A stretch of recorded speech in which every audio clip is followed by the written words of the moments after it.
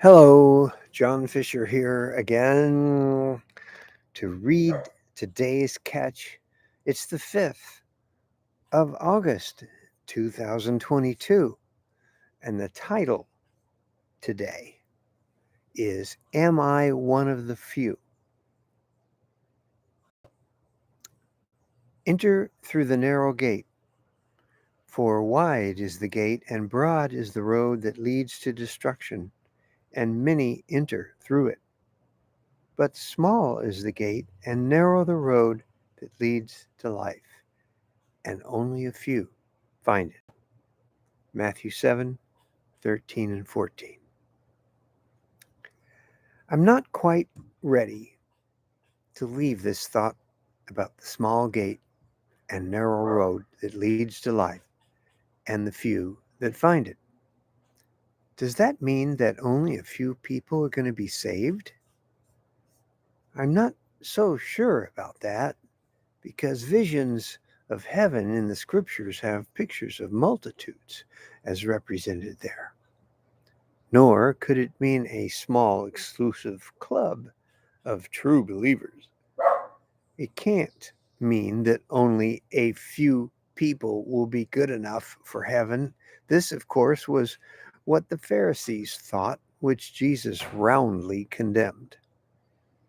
It's really closer to the opposite of that those who get in are those who know they are not good enough for heaven, those who will be shocked, those who will think a mistake has been made and somebody's going to find out and kick them out.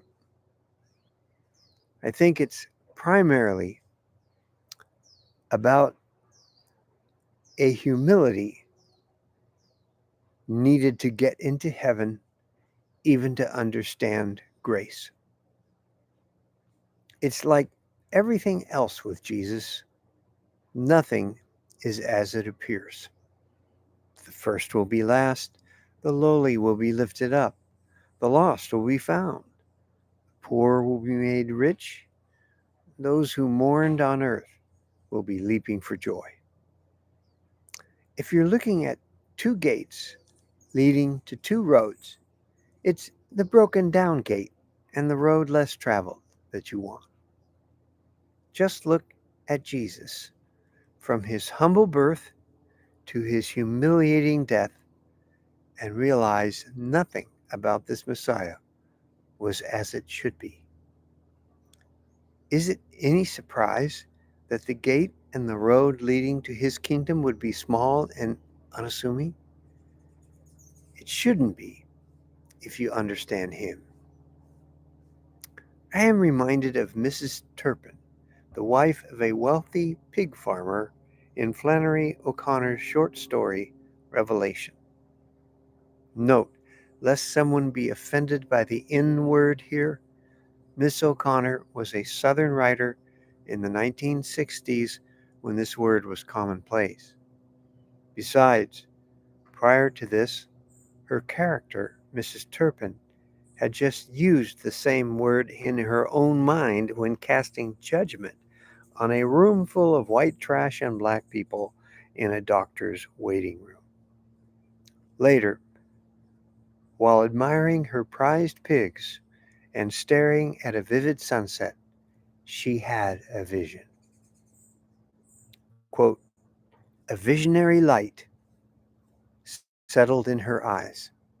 She saw the streak as a vast swinging bridge extending upward from the earth through a field of living fire. Upon it, a vast horde of souls were rumbling toward heaven. There were whole companies of white trash clean for the first time in their lives, and bands of black niggers in white robes, and battalions of freaks and lunatics shouting and clapping and leaping like frogs. And bringing up the end of the procession was a tribe of people whom she recognized at once as those who, like herself and Claude, her husband, had always had a little of everything and the God given wit to use it right. She leaned forward to observe them closer.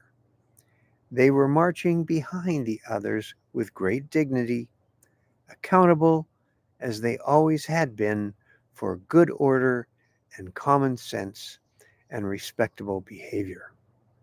Yet she could see by their shocked and altered faces that even their virtues were being burned away. End of quote.